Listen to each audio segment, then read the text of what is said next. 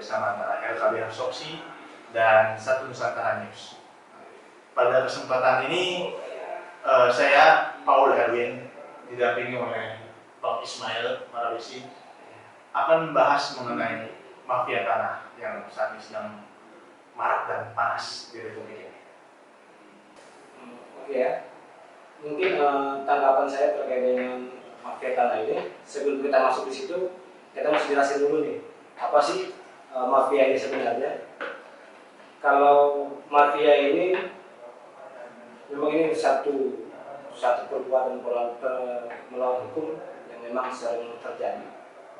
Nah, cuma di sini kita harus dulukan juga, karena kita bicara mafia tanah kan berarti kita bicara hubungan timbal balik antara seseorang yang memiliki tanah atau hak terhadap tanahnya dengan seseorang yang menjadi perantara.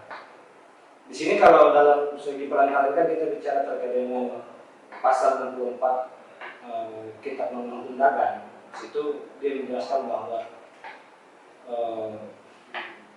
mafia ini kan dia juga bisa menjadi penyambung terhadap seseorang yang memiliki hak tanah untuk dijualkan.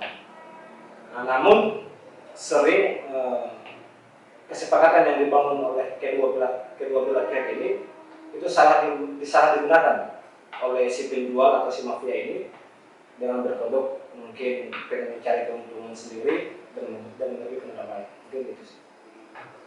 Mafia tanah ini kalau kita bicara kan melibatkan sekelompok oknum. Dia biasanya tidak berdiri sendiri dan harus kita akui, ya kita tidak bisa mungkin itu kadang melibatkan pihak yang berwenang.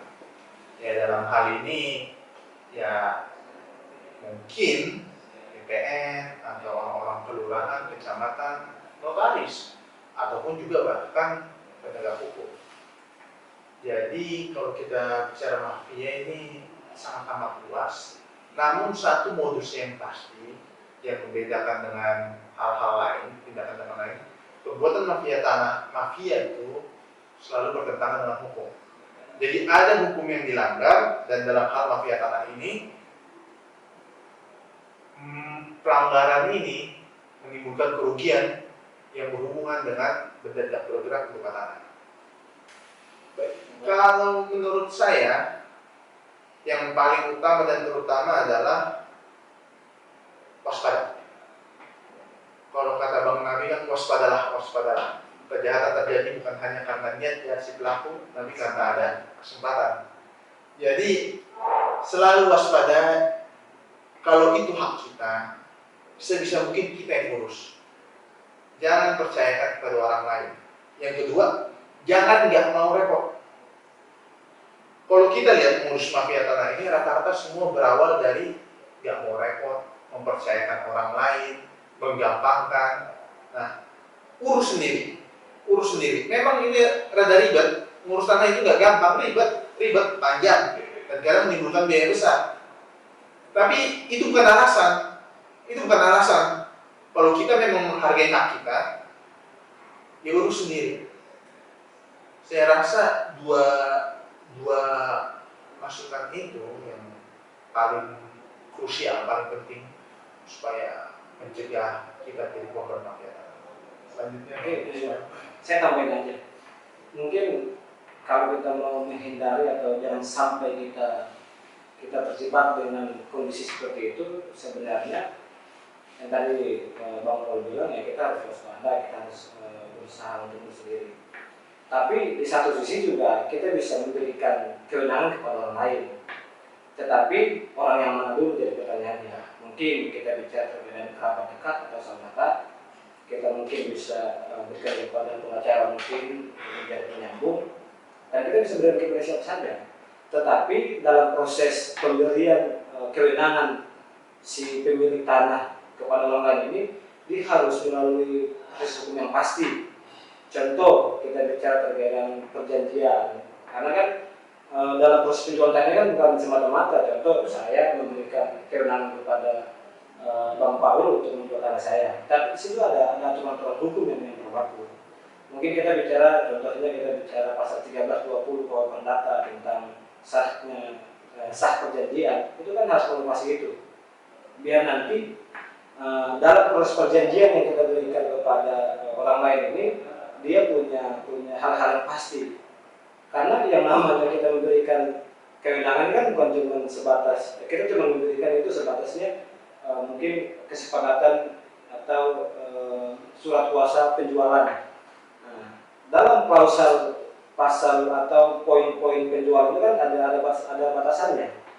Nah, kita hanya memberikan kewenangan untuk dia menjadi mediator atau pencari investor guna membeli barang-barang kita itu atau tanah itu. Jadi ada poin-poin yang tertuang jelas sehingga dalam proses penjualan tanah yang kita berikan kewenangan kepada orang lain itu dia tidak bisa disalahgunakan atau dia tidak mencari keuntungan yang lebih dalam proses penjualan tanah itu. Mafia tanah itu pasti seperti kembali ke statement awal saya tadi, mafia tanah itu sangat besar kemungkinan melibatkan oknum-oknum pemerintahan. Sangat besar kemungkinan. Sebagai contoh, waktu permasalahan pembalikan nama dari, kita kembali kasus Nirina ya, pembalikan nama dari ibunya waktu itu mungkin kepada ART ini, itu kan ada tim yang memeriksa. Itu orang BPN memeriksa, dia cek lapangan nggak, dia tanya nggak warga sekitar siapa yang punya ini, dia temuin nggak si yang benar-benar punya ini. Itu semua ada prosedurnya. Nah, kenapa ini bisa? Kenapa walaupun prosedur itu ada, tapi bisa begini? Ini kan berarti ada yang main. Nah, kalau kita lihat statement Menteri dan Wakil Menteri ATR dan Wakil Menteri ATR kemarin, jujur saya juga kecewa dengan statementnya yang mengatakan hanya segelintir dari pegawai BPN ini yang merupakan oknum. Ya kalau misalnya patokan dia yang yang dihukum, ya mungkin hanya sedikit. Tapi kan kita nggak tahu. Saya rasa bukan rahasia, bukan sebuah rahasia lagi kalau kita mau ngurus sertifikat. Nah, ada ya biaya-biaya tertentu lah. Coba terima kasih Pak. Ya, ucapan terima kasih tapi dipaksakan. Ucapan terima kasih yang kadang ditarik per meter sekian, itu pun ucapan terima kasih lagi sebenarnya. Kalau kita melihat itu, serius nggak pemerintah? Kalau pemerintah serius menurut saya, pengawasan internal dikuatkan. Penegakan hukum polisi, penyidikan itu harus harus mau masuk ke dalam para pegawai BPN ini. Jangan hanya mau main aman aja, hanya mau nangkap yang diraba-raba saja, tapi harus mau masuk ke dalam, menggali lubang itu. Yang jadi masalah kan selama ini hanya yang tertangkap ya ciri-ciri itu aja. Padahal ya jujur aja lah, tidak mungkin terbit sertifikat begitu aja tanpa ada keterlibatan pegawai-pegawainya. Jadi menurut saya keseriusan tidak masih setengah hati, terutama penegakan hukum. Fokus saya lebih ke polisi, jaksa. Mau mengembangkan, mau menjangkau, jangan takut menjangkau pegawai-pegawai atau ASN-ASN yang terdapat indikasi terlibat. Jangan takut. Selama ini yang kita rasakan seolah-olah mereka ragu kalau misalnya ke ASN ini mereka ragu. Itu sih kalau menurut saya. Kalau memang menunjukkan keseriusan.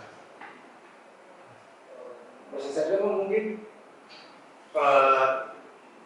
sebagai bentuk acara ini kan mungkin ada proses yang baik dari apa? Kalau seperti apa? Ya, kalau dari saya ya, terkait mafia tanah dan keadilan bagi rakyat, yang jelas mafia tanah itu sangat bertentangan dengan keadilan bagi rakyat. Kita harus berantas, kita harus tumpas, dan untuk itu tidak boleh kita setengah-setengah. Jangan ragu menjangkau atau mengembangkan suatu proses penegakan hukum kepada ASN. Itu kalau menurut saya. Oke, mungkin saya tambah sedikit ya. Tambah sedikit di proses ini.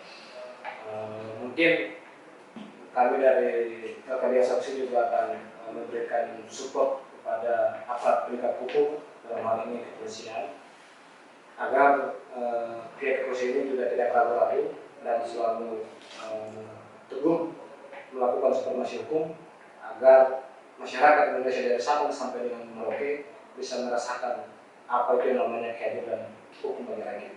Terima kasih.